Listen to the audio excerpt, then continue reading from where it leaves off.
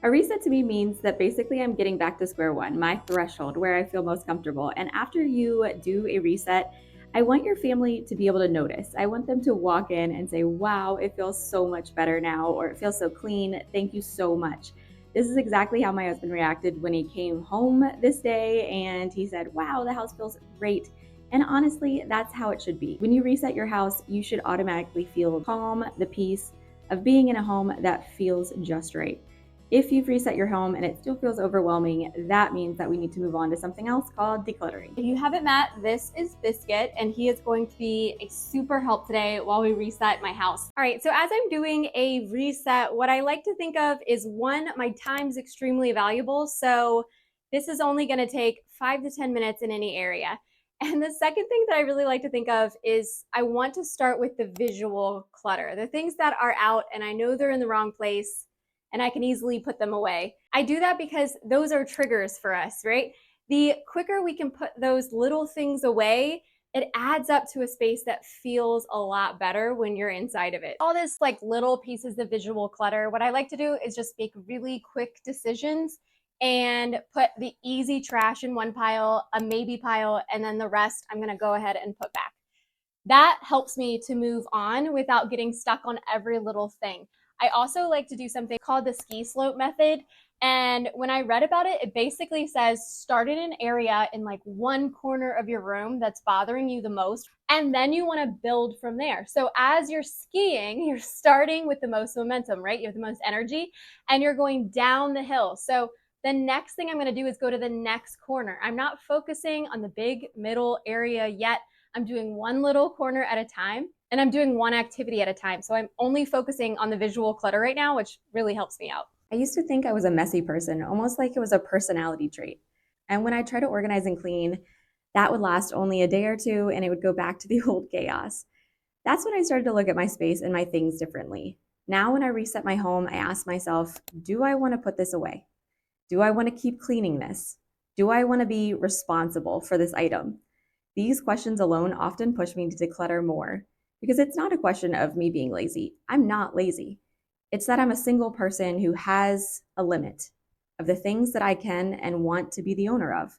And when I go over that threshold, I'm overwhelmed.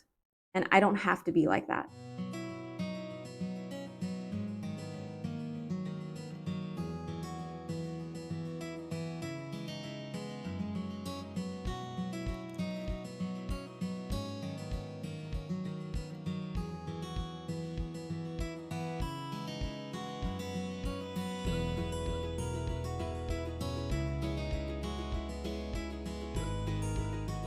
So easy enough, I got all of the trash out of here and now I'm moving on, staying in this corner, but I'm gonna put everything away that doesn't belong in this area back where it belongs before I'm gonna keep sloping to the next area of this room.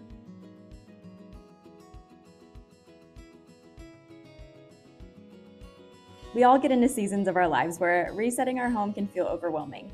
I recently just had fibroid surgery, and my husband is just getting ready to get LASIK, which he's been waiting for forever. So, yeah, things are getting messed up. And I find that when we get tired and busy, our homes often reflect that. Let me know if you feel the same. But first, decide now that you aren't going to feel guilty, overwhelmed, or flustered while you're resetting your home. As the saying goes, you got yourself into this mess and you can most certainly get yourself out. As we are working on resetting our day, and that also means resetting our schedule, our calendars. That's where I want to introduce today's sponsor, which is Akiflow. One of the first things that I really like about Akiflow is that I can look at my calendar. So I've integrated my Google Calendar onto Akiflow. So that means that anything like birthdays, any kind of meeting that I need to go to, everything is on this one space. And the next thing that I really enjoyed about it is called time blocking, which if you're looking at my main monthly calendar, you can tell I took a week off, but besides that, it's been full of different activities that I need to do throughout the day, throughout the week. We're really gonna focus in on today. And you can see on my calendar, as I'm pulling it up, some things have shifted. So I was gonna have lunch at this time, but I already ate a little bit earlier while I was editing. So I don't need to worry about that anymore. I can change this up to me filming Akiflow video. I can add different tasks that I need to do. So things that I want to remember, like check the lighting, check sound. Right now, the other thing I can change up is that it says that I need an hour for this. I can easily change this to just 30 minutes. They also have the ability for you to be able to talk to anybody at any time to get extra help. I talked with a guy several times about how to set up my Akiflow and how to use the time slots and the events the correct way. You can connect your Slack, and you can also connect your Google Calendar, your Gmail, and tons of other resources like Notion, all in one place. They also have something called an AI co-pilot, which will assign tasks so it gets to know what you're doing on most days, and it will start assigning those to you. So it's just less work for you to have to fill in the calendar every week. The other thing I really like is that besides slots, there's also events. So if you wanted to make an event, say I'm on a podcast and I'm meeting with somebody, I can set up podcast, I can add who the guest is, I can pick somebody to be the guest. I can also add a location, and I can add any kind of description that I know nothing is getting lost. I'm not forgetting about somebody's birthday party. Everything is in this one spot. So using the ski slope method, I have gone from our desk computer area, and now I'm going to the opposite corner where there's usually like just a bunch of random stuff and dog stuff and remotes and all the other shenanigans. We are going to do a quick cleanup in here. Now, I want to reiterate, while I was in the desk area, I realized it was so dusty. I know that if I move on to dusting that area now, I'm going to lose focus and I'm going to forget to come over here. So if you are somebody who's very easily distracted, please don't go down that rabbit hole where you just start doing the next thing and the next thing. Stick to the method that you are doing. I'm doing visual clutter right now. That's all I'm sticking to. That's all I'm going to do right now. And so anything that is out of place or trash, this is basically just my trash bag right now. I'm not worrying about decluttering anything right now. Nothing like that. This is just a quick reset of this area. Anything visually that's bothering me, let's go. The main things that you will find down here are basically dog toys.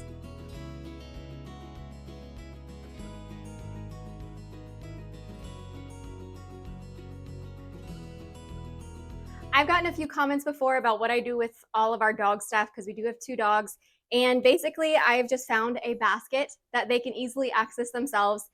And if it was up to my big dog Blue, he wouldn't even use this because he likes to take everything out. But this is a good limit that I can only have as many toys as fits in this basket. And it gives those things a home, which I think is really important. If you have animals, designating certain areas for their things so that they don't end up taking over your whole home. And the beautiful thing is that the ski slope method I find really helps me to stay focused on one task at a time. When you're resetting your home, I find it helpful to look for visual clutter first because it's often those 10 tiny things that are out of place that bother you more than the bigger things like washing the windows or vacuuming all the floors. I am so much of a visual person that often my moods can even be uplifted in a visually peaceful environment, whether I vacuumed or not. If the toys are put away and the shelving is clear, I automatically feel better. Once you get rid of a lot of the excess clutter in your home, it's amazing how even when it feels like a lot and you're doing a reset, it really isn't that much. It's amazing. And it's so much easier now and not overwhelming to do a quick reset of my home. So this is the last little corner that's been overwhelming me. This box we have used and abused, and we have come to the end of its life. So I'm going to go ahead and take that apart. There's a few things that need to go to my daughter's room. We have learned that it's really important with our daughter to set limits when it comes to like keeping boxes and things like that. Hello, Blue. Hello, baby. Here's a good boy. And really, especially if you have kids that treasure everything, setting a time limit for things like boxes and their little treasures is super helpful in maintaining the clutter in your home. As a previous teacher, I always feel like kids thrive on knowing boundaries and clear expectations. And so if you tell your kids you can have the box for 2 weeks, she's had this one for like 3, then that's a reasonable expectation, and they know what's gonna happen when the next week comes, so it's not some huge shock when the box is gone.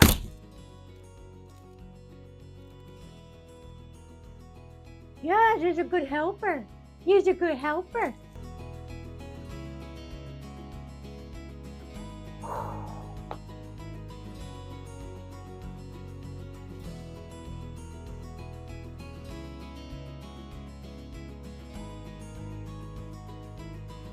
Hello. Yes, I see you. So I'm gonna go ahead and put all of these things back in my daughter's room. Remember, when it comes to visual clutter and you're doing the ski slope method, you're gonna deal with the things in that corner, the visual clutter you see, put it away immediately, and then move on to the next thing. Now, as I am finishing up my last corner in this room, I am gonna move on to the next step to finish up this space, and that is to do a quick dust. All right, so it's like I'm starting back on the top of the slopes, and I'm gonna quickly just work my way around, dusting everything very quickly, and then I'm gonna move on to the next space where I know there is several things that are bothering me. So for me, I think the ski slope method is actually working. It's basically just focusing on one thing at a time before you move on to the next corner. I do feel like, especially for people that are easily overwhelmed by a very cluttered space, it will help you to compartmentalize and not get overwhelmed by looking at your space as a whole. I'm really loving the ski slope method, especially when I'm resetting my home because as somebody with ADHD, it's really helping me focus on one task at a time. So starting with just the visual clutter and starting in only one corner made this whole process so much faster than I think it normally would have been. And now that I'm going through and doing all the dusting, I find that yes, all the trash is already up, which is fantastic. All the little pieces that were out are already put away. And so the whole dusting process is automatically a lot faster. I went to this corner because I knew that this was a place that I needed to separate things out and get ready to get rid of things. In this bin right here, I call it my decluttering bin, but it also is kind of the catch-all. If I have things that I find around my house that belong to somebody else, anything that I want to declutter, and also things that we have to return. So my living room tends to stay a little bit more decluttered than my den because it's a place that is the first place that I see when I come in the door. So at night, I want to make sure that visually it just feels pretty good. But there are still a few things around this room that don't belong, and I'm going to go ahead and grab them, put them away. It's amazing that I've already finished this whole floor. It's taken me maybe 10 to 15 minutes to do all of this, and I'm already ready to move on. So resetting shouldn't be taking you a long time. You shouldn't be doing absolutely everything. It's focusing on a few things that are going to really give you a good bang for your buck. I want you to think about, is your reset taking way too long? Do you not want to even start because you know it's going to take you an hour? That's not a reset. A reset should only take you between 10 to 15 minutes, and it should be something that's pretty easy to do on a daily basis. Maybe your list is too long. Maybe you're trying to do too much, or maybe you need to do a big declutter and you just have too many things out to make resetting even a possibility. I really like the method that I tried today, the ski slope method, because it made me focus on one section at a time, one little bit at a time. And a lot of us get overwhelmed, including myself, when I look at everything at one time. It feels impossible. But trying one little corner, doing one little section, starting with your visual clutter, and then moving on to small general cleaning like dusting or vacuuming if you have time. But I guarantee you, putting away that visual clutter is going to make a massive impact on how that room feels at the end of the day. If you've gained any value from this video, I hope you'll subscribe and of course, throw a heart emoji down below if you are decluttering, and I hope that you can find a little more value in the videos right here. I wish you guys all the very best.